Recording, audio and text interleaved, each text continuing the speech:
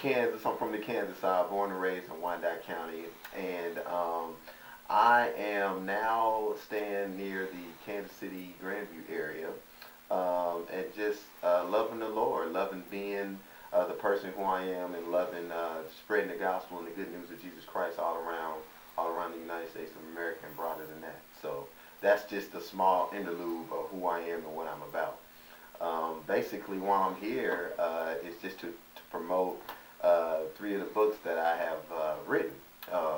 Three books. One of them, not one, not two, but three.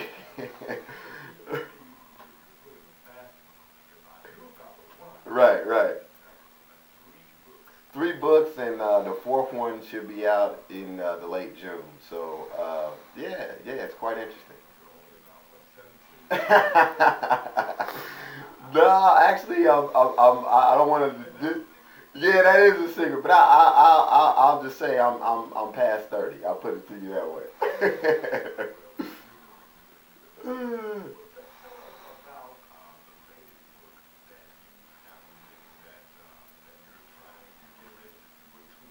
Yes.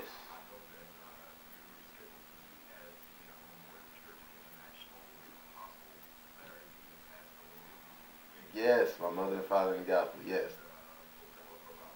Sure, yeah. The latest book that I wrote back in July of 2011 is called "It Hurt Me, But It Helped Me," and it's talking about basically black love, black America, and biblical principles.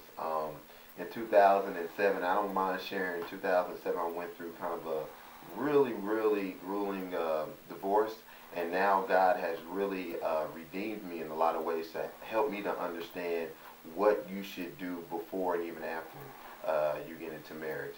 So this book right now is, I kept it in my back pocket. A lot of people didn't know that I wrote the book, but everywhere that I go, people are saying, man, this is an awesome book. You need to do more with it. You need to do some seminars and speaking.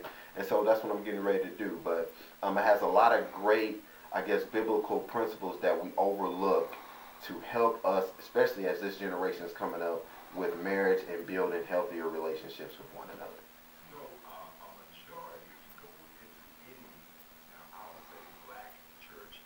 Right. Right.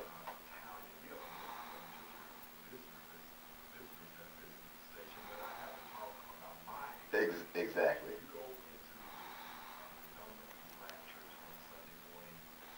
Yes.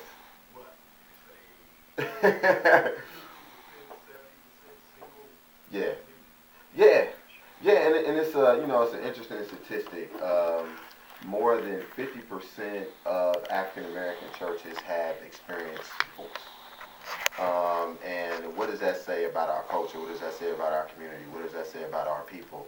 That we need to make some changes, and we need to put in the forefront what really matters to us most, as far as breaking these generational curses and putting the men back where they should be, within building in having the leadership role and back in the home. Because man, it's tough out there. You got single women raising these kids. You got a lot of different things going on within the community as far as experiencing bad relationships and abuse and neglect. So we need to put the focus back on the family and doing it in a really gospel Christian lifestyle way. Okay, I'm going to throw out a couple of things to you. Cool. First of all, in the arena of relationships, when men are not in the home, Right. should they still be involved in their family's life, or especially in the children's life? I'm a firm believer they should be. I'm a single dad. You don't hear a lot about single dads. You always hear about single women. And I'm a single father. My son is 5 years old right now, and I'm making a point to see my son as much as I can within the jurisdiction that I have, by law.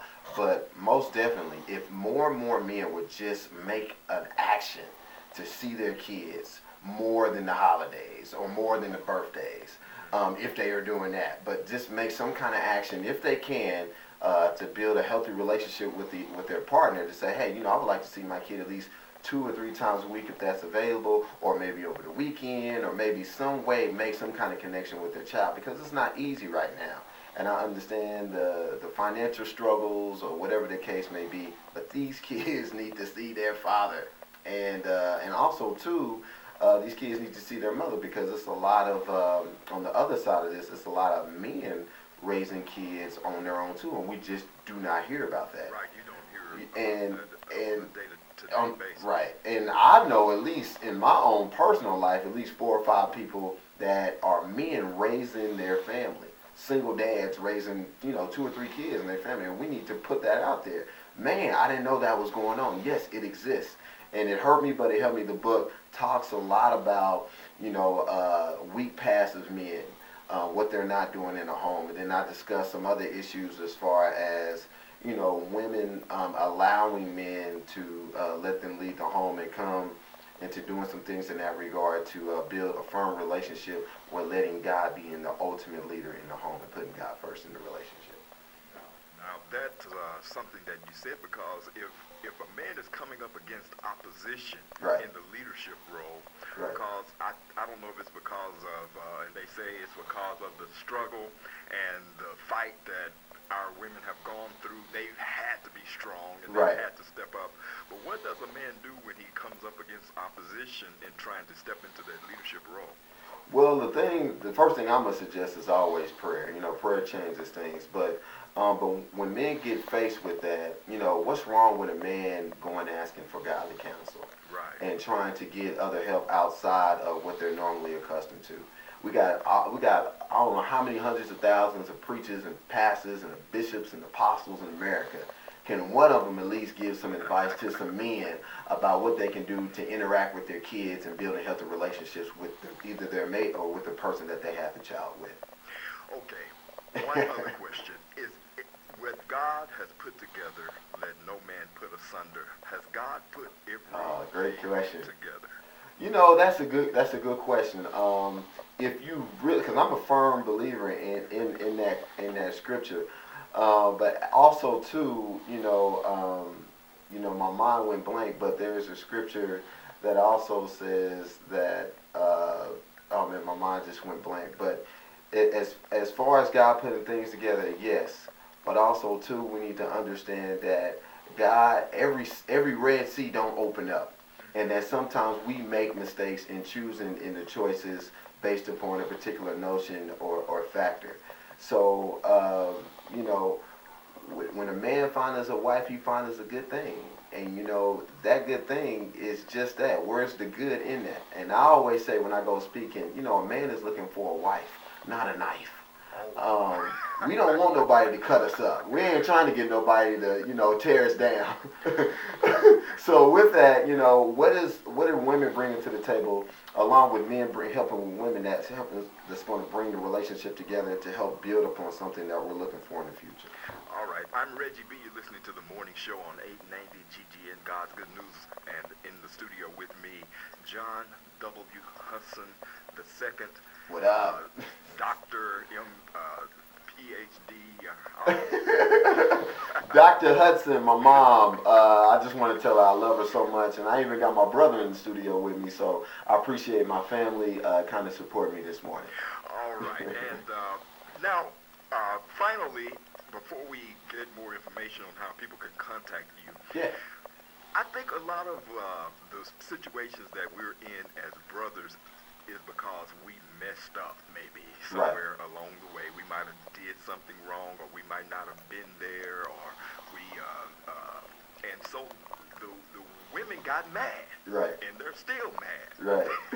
Right. Right. And they're holding their breath, and I don't think they're going to exhale. I think. So what does a brother do to redeem himself if he's messed up?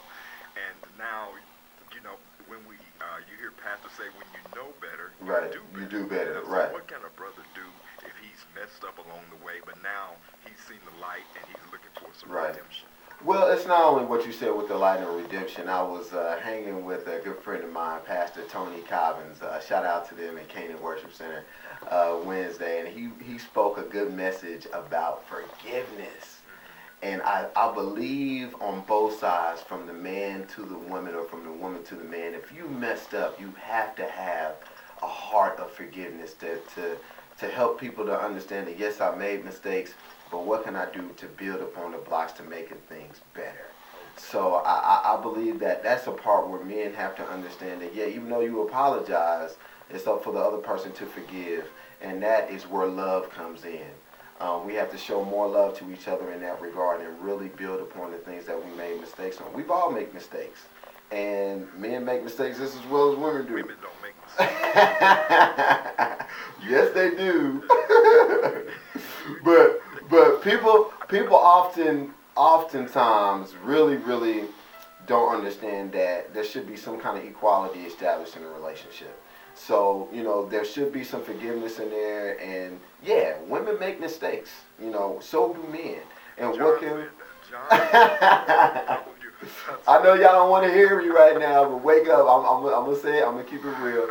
Yes, I'm keeping it real because nobody's perfect, and we need to understand with that, what can we build upon these relationships? How can we remove barriers so both sides of the relationship, whether from a man to a woman or a woman to the man, where we can come together and say, you know what, we need to do this together if this is really going to work out. How can we work together as a team to build upon something? And that takes forgiveness. It takes family. It takes unity. It takes everything that we have to do to work together to build healthy relationships.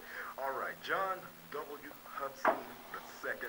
And John, how can people get in touch with you to get a copy of your book and get more information? Now, I know that you're going on a tour, and you're wanting to get into some churches. Yeah, definitely. Into some schools to. Yeah. They can reach me by johnwhudson.org. I'm also on Facebook at John Hudson, Facebook.com, or they can go to Focus Driven, which is my business, Focus Driven Enterprises, on Facebook.com as well. And yeah, I'm trying to get into the churches. I'm trying to get into the schools, not just to sell books, but for the African American church and the community and our culture to see one man on a mission to break generational curses and to build healthier relationships with one another. We oftentimes, I know we've had a lot of speakers come in the Kansas City area, and they get a book and they say a message and then they leave. Well, you got a guy right here from Kansas City, your own hometown, who's not an author of one book, not two, not even three, but even 4 books to share and to give knowledge and information to really help our community put us back where we're supposed to be. All right, man. Thanks for being with us this morning, and we have to do this some other time. Yeah, maybe definitely. when we can just take a couple of hours and open up the phone line so we can talk about those women and make them call in, because we need to get them straight, man.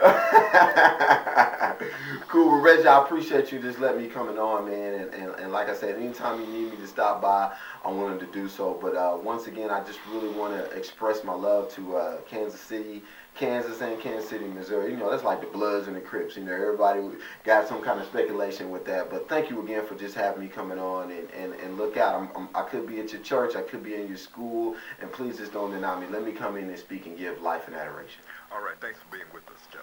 God bless. Thank you. 890 GGN, God's Good News, Reggie V on the morning show, 5 minutes away from